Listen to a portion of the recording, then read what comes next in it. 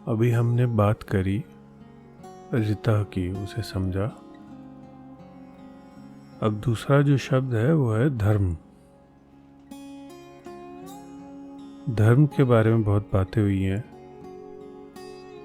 जैसे गीता में लिखा है यदा यदा ही धर्मस्य ग्लानिर्भवति भारत अभ्युत्थानम अधर्मस्य तदात्मानं सृजाम्यहम्, कि जब जब धर्म की हानि होगी तो भगवान अवतार लेंगे और धर्म को हटाने के लिए और धर्म को वापस लाने के लिए, इस्टेब्लिश करने के लिए। तो यहाँ पर क्या कहा जा रहा है, क्या बात हो रही है? और जैसे महाभारत में भी जगह जगह धर्म की ही बात हो रही है कि धर्म क्या है, इसी पे प्रश्न उठ रहा है। और जो जो बड़े बड़े महारथी हैं वो हर जगह कह रहे हैं कि हम अपना धर्म का पालन कर रहे हैं, और उसी में फिर वो कह रहे हैं हम तो अपना धर्म का पालन कर रहे हैं, तो हम गलत कहाँ हो गए? चाहे वो भीष्म पितामह हो, चाहे द्रोणाचार्य हो, चाहे कोई भी हो, सभी का। तो ये बड़ा ही महत्वपूर्ण पुराण है ये महाभारत का, जिसमें बड़े गहरे में इस तत्व की बात की गई है। और फिर कृष्ण जी कहते हैं धर्म क्या है वो बताने की कोशिश करते हैं। तो अगर हम देखें तो महाभारत की शुरुआत ही धर्म शब्द से हो रही है। धर्म क्षेत्र कुरुक्षेत्र। तो यही पूछा जा रहा है कि धर्म क्षेत्र में, कर्म क्षेत्र में क्या हो रहा है। तो यहाँ से शुरू हो रहा है। तो ये बड़ा महत्वपूर्ण है और इसमें बड़े कन्फ्यूजन्स भी होते हैं। वो इसलिए होते हैं क्योंकि उसकी बहुत ही सीमित धारणा, सीमित मान्यता ले ली जाती है धर्म के बारे में, और उसका जो आधार है, उसका जो सूत्र है धर्म का, वो भूल जाते हैं, वो खो जाता है। तब फिर ये होता है कि सब अपने अपने हिसाब से धर्म को समझ कर, परिभाषा करके उस पे कहते हैं हम तो धर्म पे चल रहे हैं। और फिर अलग अलग धर्मों के बीच में टकराव होता है और लगता है, फिर प्रश्न उठता है कि क्या सही है और क्या गलत है, क्या करना चाहिए, क्या नहीं करना चाहिए, क्या उपयुक्त है।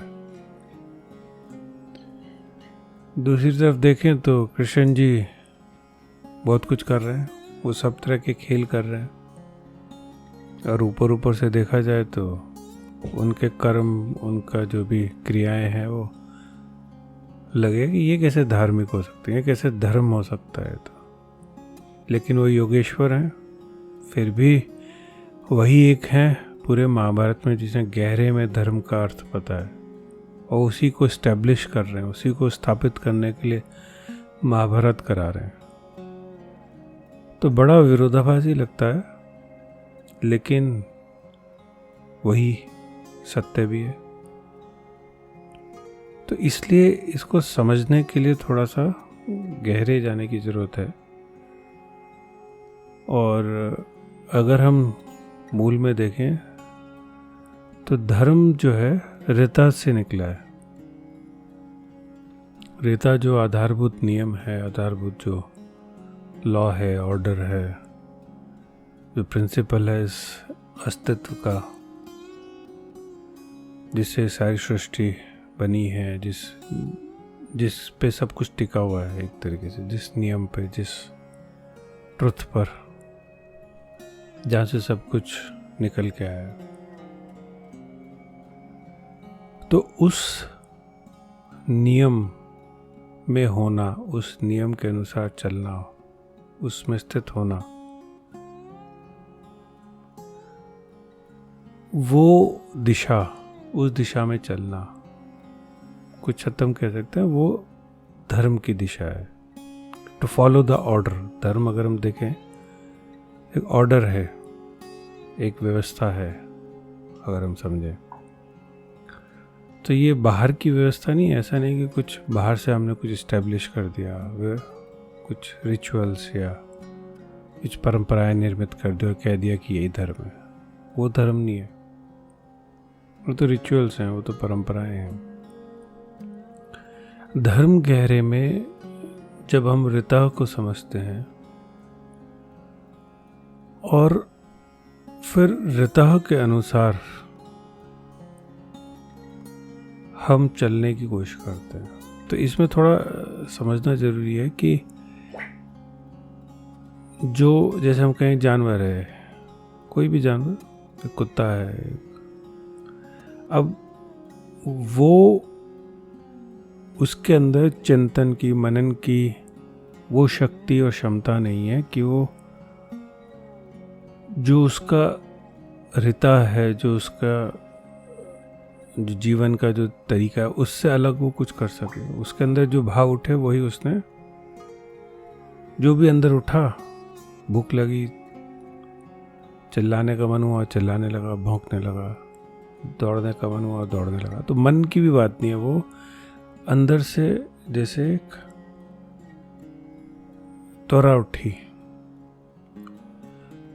तो जानवर जो है, और भी स्थूल में जाएंगे तो पेड़ जो है उसके अंदर बहुत ही सीमित कुछ करने की क्षमता है। वो एक नियम से बाहर नहीं जा सकता, नियम को तोड़ नहीं सकता।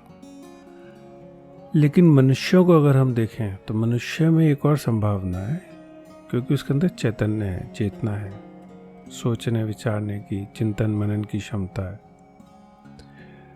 उस क्षमता की वजह से वो परमात्मा तुल्य हो सकता है, वो परमात्मा तक पहुंच सकता है। ये संभावना है। क्यों? क्योंकि वो because he is child of both heaven and earth. वो देखा जाए तो धरती और देवताओं का पुत्र है, मनुष्य संतान है। तो उसके अंदर एक और संभावना है कि इस सृष्टि का, इस संसार का जो स्थूल जगत है, इससे अलग किसी और दूसरे जगत के किसी और सूक्ष्म तल पर भी पहुंच सकता है, वो जा सकता है। तो ये जब ये संभावना है तो वो इस जगत के नियमों को, ऋतः को कुछ हद तक बदल सकता है, उसको अफेक्ट कर सकता है, उस पर असर डाल सकता है। तो उसे बना भी सकता है, सृष्टि क्रिएट कर रहा है, और उसको बिगाड़ भी सकता है, प्रलय भी ला सकता है, सब कुछ विनाश हो जाए, नष्ट हो जाए। तो इस संभावना की वजह से उसके ऊपर एक जिम्मेदारी आती है, क्योंकि कुछ भी कर सकता है वो जो जिम्मेदारी है, वो जिम्मेदारी अगर इस सृष्टि को बनाए रखने के, उस नियम को बनाए रखने के लिए, जो ऋता है उसको बनाए रखने के लिए वो अगर समझ में आता है, उसके अनुसार चीज़ें चलती रहें, तो वो कुछ हद तक हम कह सकते हैं धर्म। और उस नियम के खिलाफ, उस सृष्टि के जो भी परमात्मा की सृष्टि है और जो भी परमात्मा की, कहना चाहिए, जो नियम चल रहा है, उसके खिलाफ अगर जाता है तो हम कह सकते हैं वो अधर्म है। तो ये बड़ा गहरा है। एक अगर हम बहुत ही ब्रॉड लेवल पे अगर हम समझें तो उस फंडामेंटल नियम के अनुसार अगर चला जाए तो वो धर्म है। जो ट्रुथ है फंडामेंटल, जो आधारभूत सत्य और नियम है, उसके अनुसार अगर चलते हैं, कुछ हद तक हम कह सकते हैं कि वो धर्म है। फिर इसके आगे प्रश्न आता है कि धर्म जो है मनुष्य का, खास तौर से अगर हम बात करें तो मनुष्य के लिए जो भी, जिसके अंदर भी चेतना है, इतनी चेतना है कि वो कुछ ऐसे क्रियाएं कर सके, कुछ कर्म कर सके जिनसे सृष्टि पर और खुद के ऊपर भी, जीवन पर असर पड़ता हो। तो उस मनुष्य के पास, जिसे हम कह सकते हैं चॉइसेस हैं, उसके पास वो अलग अलग चीज़ें कर सकता है, अलग अलग दिशाओं में जा सकता है। तो किस दिशा में जाना है, कौन से कर्म करने हैं, क्या करना है, जीवन को कैसे जीना है, वो जहां से निकल के आता है वो धर्म है एक तरीके से। तो ये थोड़ा सा इसमें फर्क पड़ सकता है, कौन सा मनुष्य है, किस प्रकार का मनुष्य है, उसका स्वभाव कैसा है। तो इसमें खाली हम ये नहीं कह रहे कौन सा काम करना है, कर्म करना है, इसकी बात नहीं हो रही है। बात हो रही है वो धर्म, जिससे कि वो रितः बना रहे, वो रितः के अनुसार चीजें चलती रहे। और रितः बहुत गहरे तलों तक जाता है, वो अंतिम सत्य तक जाता है, परमात्मा तक जाता है। तो अगर हम इस तरह से समझेंगे तो जैसे हमने समझा था सत्य का धर्म, ऑर्डर ऑफ द ट्रूथ, कि परमात्मा से संसार तक जो परिवर्तन है, जो नियम है, जो चला आ रहा है, जिससे परमात्मा से संसार तक क्रिएशन हो रहा है, तो उसके अनुसार जो उसको बनाए रखने के लिए जो भी जरूरी है, वो धर्म की परिभाषा में आ जाता है।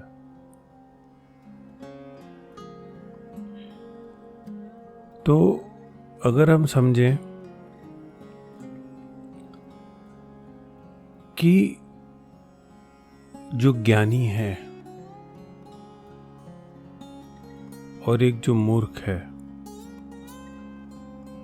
तो कुछ हद तक हम कह सकते हैं दोनों का जो धर्म है वो अलग हो जाएगा। तो जिसका स्वभाव जैसा है उसके अनुसार उसका धर्म बदल सकता है। क्यों? क्योंकि ये भी एक समझना जरूरी है कि सृष्टि में जो कुछ भी निर्मित हो रहा है, जो भी प्राणी हैं, जितने मनुष्य हैं, एक तरीके से हम समझे तो वो हर एक का अपना एक स्वभाव है, अपनी एक होने का तरीका है।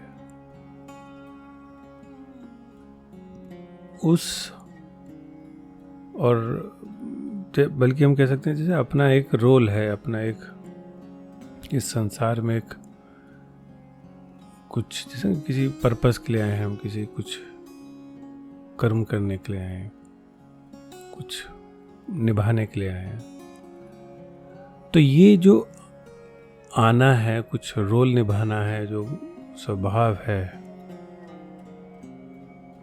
उसके अनुसार अगर हम कर्म करते हैं, उसको समझते हुए कर्म करते हैं, तो हम कह सकते हैं वो धर्म है। तो यहाँ कुछ आधारभूत बातें आ जाती हैं जब हम धर्म की बात करते हैं। तो पहली बात तो ये कि इस सृष्टि में कई तल हैं, लेवल्स हैं, हर चीज के लेवल्स हैं, कई तल हैं। तो स्थूल से सूक्ष्म, सूक्ष्म से स्थूल, ये समझना बहुत जरूरी है, क्योंकि ये एक मूलभूत सिद्धांत है। अक्सर आजकल के विज्ञान के के प्रभाव से हम भूल जाते हैं या ये समझ नहीं रहती कि कई तल हैं, कई लेवल्स हैं, स्थूल से सूक्ष्म। तो उसमें क्योंकि कई लेवल्स हैं, कई तल हैं, तो उसके अनुसार, उस नियम के अनुसार इस संसार में घटनाएं घटती हैं, होती हैं। तो खाली ऐसा नहीं कि अगर जो हमें दिखाई देता है चक्षुओं से, आंखों से, सांसारिक आंखों से जो दिख रहा है, जो एहसास हो रहा है, सिर्फ वही घट रहा है। और भी बहुत कुछ घट रहा है, बहुत सूक्ष्म तलों पे चीजें घट रही हैं, हो रही है। तो उन सूक्ष्म तलों पर और स्थूल तलों पर और जितने भी तल हैं, उन तलों पर अगर हम समझे तो परमात्मा से पूरी संसार तक के बीच में जितने भी तल हैं, सब पे कुछ ना कुछ हो रहा है, घट रहा है, और सबका आपस में, जैसे हम समझ सकते हैं, लिंक है, कनेक्शन है, जुड़ाव है। तो ऐसा नहीं कि खाली एक तल पे ही चीज़ों की बात हो रही है, कुछ करने की बात हो रही है, धर्म की बात हो रही है। धर्म की जब हम बात करते हैं तो वो कई तलों पर होता है, एप्लीकेबल होता है, कई तलों पे उसकी बात होती है। तो इसलिए क्या होता है कि जिस तल पे जो होता है, उस तल के धर्म, उस तल का जो धर्म है वो निर्धारित होता है, उसके आधार पर उसका धर्म निर्धारित होता है, जो जिस तल पर है। तो इसलिए देवताओं का धर्म और मनुष्यों का धर्म या दैत्यों का धर्म, एक तरीके से हम कह सकते हैं, वो अलग अलग हो गया। और इसमें एक ऑर्डर है, सृष्टि का एक, जिसे कहते हैं ऑर्डर, तरीका है। तो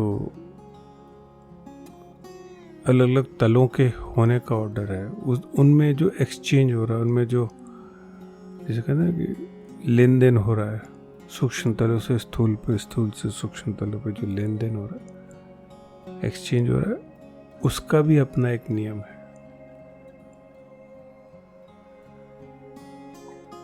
तो जब हम धर्म की बात करते हैं तो गहरे में कई तलों की बात हो रही होती है। तो और जो जिस तल पर होता है उस तल के नियमों से बंधा होता है, और क्योंकि उस तल के नियमों से बंधा होता है और उस तल पर जी रहा होता है, और उस तल पर ही उसका जन्म होता है, मरण होता है, जीवन होता है। तो उस तल का धर्म अपनाना होता है, उस तल का एक अलग धर्म होता है, और उस तल पर वो जिस स्थिति में होता है, जिस पोजीशन में होता है, उसका भी, उसके अनुसार भी धर्म जैसे निर्धारित होता है। तो ये थोड़ा समझने की जरूरत। तो जब हम बात कर रहे हैं धर्म की, तो ये ऐसा नहीं कि कोई एक चीज है जिसे समझ लिया, एक कोई गणित का सिद्धांत है, समझ लिया तो हर जगह वही चीज अप्लाई हो जाएगी कि 2 + 2 = 4। अब ये सब जगह एप्लीकेबल है, कहीं भी चले जाओ, एक बार समझ में आ गया 2 + 2 = 4, तो सब जगह आप उसे अप्लाई कर सकते हो, यूज कर सकते हो। तो वो वाली बात नहीं है धर्म की। तो धर्म का जो निर्धारण है, जो आधार है, वो इस बात पे भी निर्भर करता है कि कौन किस स्थिति में किस तल पर है, और फिर किस तल पर लेन देन चल रहा है, किस तल पर एक्सचेंज चल रहा है। इसे अगर हम समझें कि जैसा हमारे अंदर मन है, जैसा हमारे अंदर इच्छाएं वासनाएं हैं, वैसा ही हमारा जन्म होता है। पुराने कर्मों के अनुसार अगर हम समझें कर्म सिद्धांत को, तो कर्मों के वासनाओं के आधार पर हमारा जन्म होता है, स्थिति होती है, जीवन होता है। तो उसके अनुसार हम कह सकते हैं कि उन परिस्थितियों में मेरा कुछ एक धर्म होगा। तो एक यात्रा है, हर प्राणी की, हर मनुष्य की एक यात्रा है। उस यात्रा पे आगे बढ़ने के लिए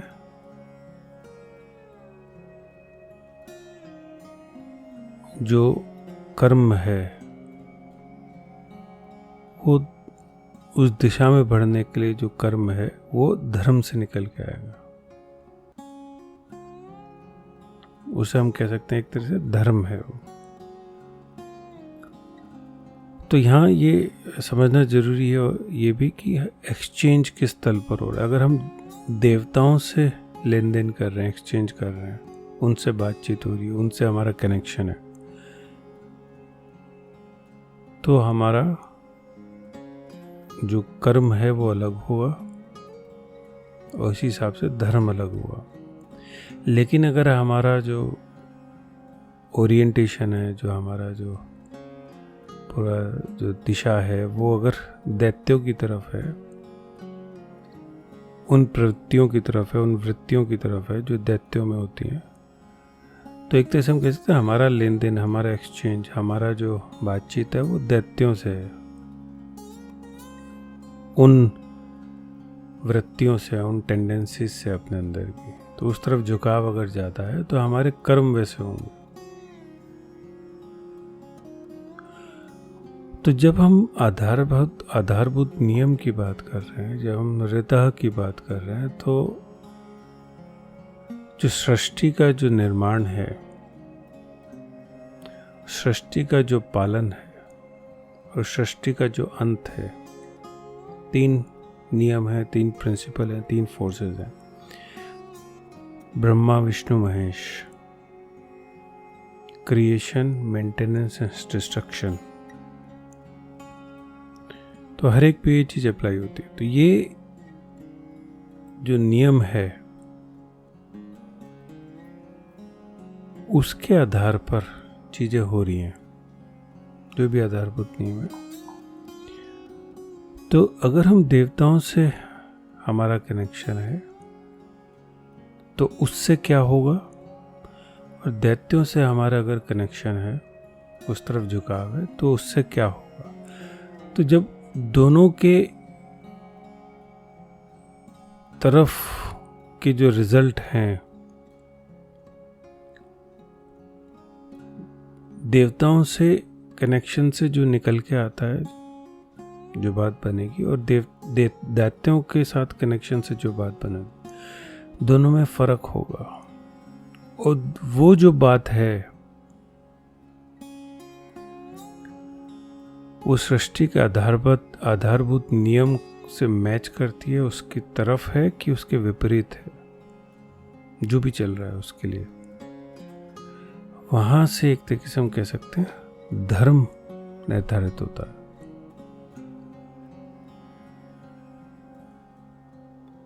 तो बड़ा गहरा सूत्र है ये, इतना सीधा सिंपल नहीं है। इस पे तो बहुत सारे सेशंस हों तब भी इस बात को समझाना थोड़ा मुश्किल हो जाता है।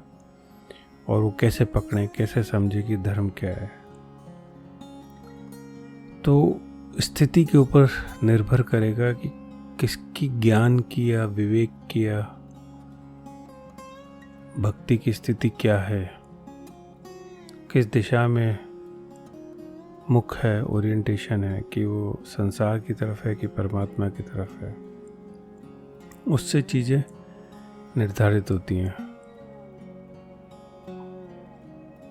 एक मनुष्य के लिए। तो गहरे में देखा जाए तो अगर हम बात करते हैं तो जो उस परमात्मा की तरफ उन्मुख है, जो देवताओं की तरफ उन्मुख है, उच्च स्तर की तलों पर, सूक्ष्म तलों की ओर जो उन्मुख है, वो एक तरह से हम कह सकते हैं धर्म की तरफ है।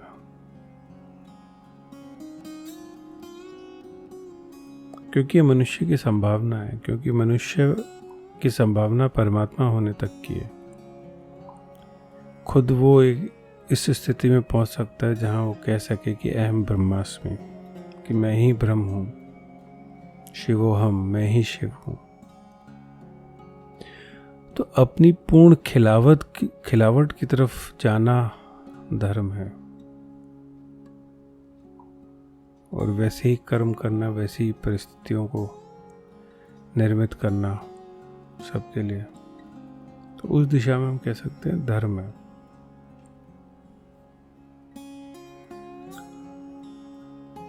लेकिन ये इतना सीधा नहीं है, इतना सिंपल नहीं है। ऐसा नहीं कि खाली हमने समझ लिया कि अगर हम सिर्फ अब अध्यात्म ध्यान करने लगे तो धार्मिक हो गए, धर्म को अपना लिया। बहुत सारे नियम एक साथ लागू होते हैं। जैसे हमने समझा कि अलग अलग तलों के अलग अलग नियम हैं, उनसे हम बंधे होते हैं।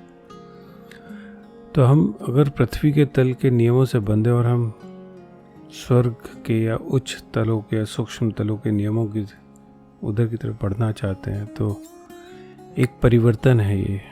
तो एक तरफ के एक तल के नियमों से मुक्त होकर दूसरे तल के नियमों में जाना, तो इसकी जो कोशिश है, इस दिशा में बढ़ना जो है,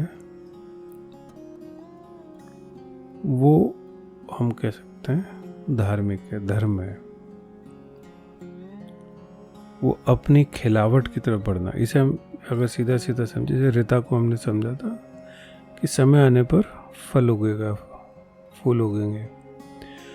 तो हर किसी की अपनी एक पोटेंशियल है, अपनी एक संभावना है। उस संभावना की तरफ बढ़ना, उसकी तरफ, उस खिलने की तरफ, खिलावट की तरफ बढ़ना, एक तरीके से हम कह सकते हैं वो धर्म है। जो आधारभूत नियम है, आधारभूत जो खिलावट है, आधारभूत जो ट्रुथ है होने का, किसी भी वस्तु का, प्राणी का या मनुष्य का, तो वो हम कुछ हद तक कह सकते हैं धर्म है। तो इस पे अभी हम इतनी ही बात करेंगे, कभी फिर मौका लगा तो आगे और चर्चा करेंगे।